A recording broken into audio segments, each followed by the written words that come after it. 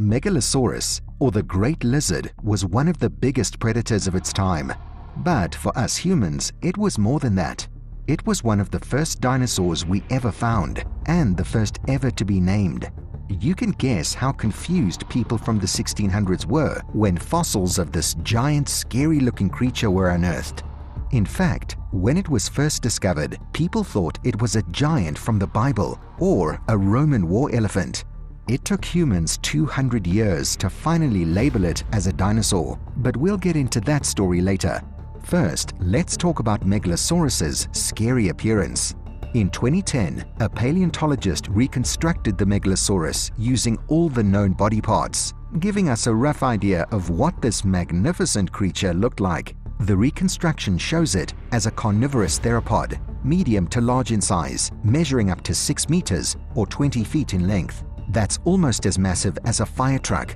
It weighed around 1 ton, similar to a European bison. Now, it's not as big as famous theropods like T-Rex or Spinosaurus, but it still ranks among the largest theropods of the Middle Jurassic period. Studies on Megalosaurus bones showed us they were strong and bulky, meaning it had lots of muscles. Its skull was really tough, especially considering it was bigger than expected for its body. This suggests its mouth was also super strong, with sharp teeth that could easily tear into flesh. And even though its arms were short, they were strong and likely had 3 fingers, which were used for grabbing prey or cutting quickly. Apart from that, with its long, narrow skull housing sharp, blade-like teeth, you can imagine how well-equipped Megalosaurus was for slicing through the flesh of its victims. But just how powerful was its bite force? You'll be surprised to know that despite having a flattened skull, Megalosaurus's bite was pretty strong. In fact, it was stronger than that of Allosaurus, thanks to its thick neck, which allowed it to deliver extremely powerful bites. But there is a bit of a mystery here, and that's the skull of Megalosaurus. The parts that have been found are usually bigger compared to the rest of its body. So, we can't be sure if that means Megalosaurus had an unusually large head, or if it's just a coincidence. But we do know that the maxilla, which is the bone of the upper jaw, had about 13 big teeth, each up to 7 centimeters long. These teeth have sharp edges, with 18 to 20 tiny notches per centimeter. The jugal bone near the eye is hollowed out, possibly by an air sac from the nasal bone, which is unusual for Megalosaurus. Looking at the lower jaw, it's quite strong and not too wide at the tip. Some features thought to be unique to Megalosaurus turned out to be damaged, but there are still some special traits, like a groove on the outer side shared with Torvosaurus. Finally, the number of teeth in the lower jaw is uncertain, but it probably had around 13 or 14. Now, with a gigantic appearance and a mouth full of scary teeth, the only question is, how did this dinosaur live? Well, it's thought that Megalosaurus, given its size and teeth, was the top predator in its environment. It was fully capable of taking down large herbivores like Stegosaurus, and possibly even sauropods. Its robust build likely helped it overcome these formidable prey. As for how it hunted, it's challenging to say, due to limited fossil evidence. However, as we mentioned earlier, studies on its jaws suggest it had a powerful bite, with large, sharp teeth, perfect for inflicting serious wounds. Its sense of smell likely played a significant role in targeting prey, and during attacks, its sharp claws would have been used to pin down and slash its victims, preventing escape. Fossil findings of multiple Megalosaurus individuals together have even led to the idea that these guys displayed communal behavior and carried out pack hunting. In any case, one thing is for sure. Megalosaurus was likely the dominant predator in its ecosystem, with only another Megalosaurus or rare accidents posing a threat. What could these be? The answers lie in the place where it lived. 166 million years ago, England was vastly different from what it is today. It was lush and tropical, and the Megalosaurus lived in an area filled with ferns and ginkgos.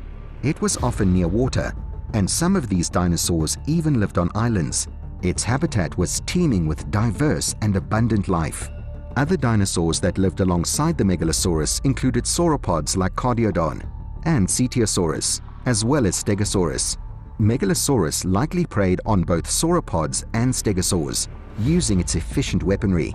But hunting wasn't always easy, as shown by fractured bones, probably caused by fights with herbivores. Other theropods also coexisted, such as Liasuchus and Streptospondylus, with the latter two being similar in size to Megalosaurus. They likely had their own separate niches and didn't prey on each other. Megalosaurus was more common and widely distributed, which definitely gave it a leg up. But dinosaurs weren't the only ones thriving in England during this time. Fish, pterosaurs, insects, and cynodonts were also present. It's possible that Megalosaurus may have hunted these non-dinosaur animals. Next, let's talk about its family tree and see where it comes from.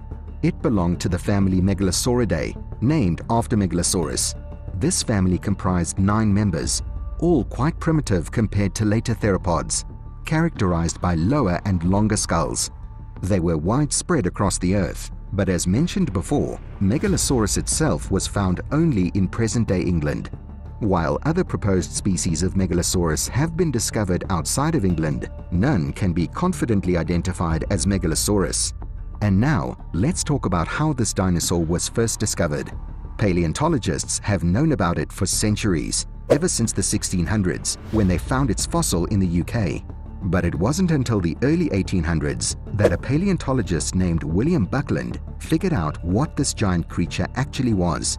He realized it was a gigantic lizard-like creature, estimating it to be around 40 feet long and 8 feet tall. In 1824, Buckland officially gave the Megalosaurus its name and described it. Even though his understanding was better than before, he still made mistakes, which showed in his drawings and descriptions of the beast. Buckland thought the Megalosaurus was like a lizard, walking on 4 legs, and could move on both land and in water. He also thought it was even bigger than he first estimated, about 33 times larger. Other than that, Buckland also noticed that the Megalosaurus was a meat-eater because of its sharp teeth. Being religious, he believed the Megalosaurus played a role mentioned in the Bible, where it would end the lives of old and sick animals, thus reducing animal suffering as he saw it. This understanding of the obviously Megalosaurus didn't last long. As more fossils were found, paleontologists realized it probably walked on 2 legs and wasn't as big as they originally thought. By the end of the 1800s, they had a better idea. Then, throughout the 1900s and early 2000s, even more fossils were discovered, like a location that had 103 bones alone. With these finds and improved knowledge about dinosaurs in general, we now understand the Megalosaurus much better than when it was first described. For example, we know it's got only one species, Megalosaurus bucklandi. Even though other species have been suggested, none have been widely accepted due to a lack of fossil evidence. Megalosaurus bucklandi itself suffers from this problem too. Despite finding many specimens, there's still a lot missing, especially vertebrae and skull bones. This means we're not completely sure what it looked like, but you'll often see it appearing in pop culture anyway. And to jog your memory a bit, here are a few examples. In Charles Dickens' novel Bleak House from the 1850s, the author painted a playful picture of a huge Megalosaurus wandering through the streets of London in the very first paragraph. During the Victorian era, sculptor Benjamin Waterhouse Hawkins created large statues of prehistoric animals, including Megalosaurus, for the Crystal Palace Gardens in 1854. These statues, although outdated in their portrayal of the dinosaurs as bulky and slow, remain important historic structures that can still be visited today. More recently, Megalosaurus has appeared on limited edition Royal Mail stamps in 2013 and was featured on special 50p coins produced in collaboration with the Royal Mint and dinosaur artist Bob Nichols in 2020. These modern representations continue to keep the fascination with Megalosaurus alive. But what wiped this amazing dinosaur off the planet? Megalosaurus lived during a period called the Bathonian Age, which was about 168 to 165 million years ago, right in the middle of the Jurassic period. We haven't found any Megalosaurus fossils from any other time period, so it might have disappeared by the end of the Bathonian. In the past, artists often showed Megalosaurus and Iguanodon together in illustrations because they were some of the first dinosaurs discovered. However, they actually lived at different times.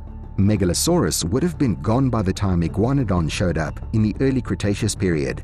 Scientists aren't entirely certain what led to Megalosaurus's extinction, but many believe climate change may have played a significant role. Changes in sea levels and shifts in climate patterns could have made survival challenging for predators like Megalosaurus. Additionally, the arrival of new predators like Allosaurus and Carcharodontosaurus may have increased competition for resources, putting additional pressure on Megalosaurus and possibly contributing to its extinction. While Megalosaurus itself went extinct, its relatives lived on into the late Jurassic and possibly the early Cretaceous. However, around this time, the group likely met its end too. As for Megalosaurus, although the species is lost to history, its legacy remains remarkable. The discovery of this great dinosaur fossil and its classification paved the way for an inspiring field of science, leading to the discovery of numerous other ancient animals. Who could have imagined that 200 years of discovery could unveil a world that would forever change our lives, knowledge, and understanding of the world? To sum it up, Megalosaurus is an extraordinary dinosaur that has left an indelible mark on paleontology. With its impressive size, intimidating appearance, and predatory instincts, Megalosaurus was among the top predators of its era.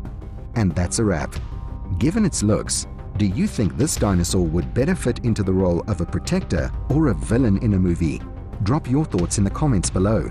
And if you enjoy learning about ancient creatures, make sure to hit that subscribe button and stay tuned for more cool stuff about the past.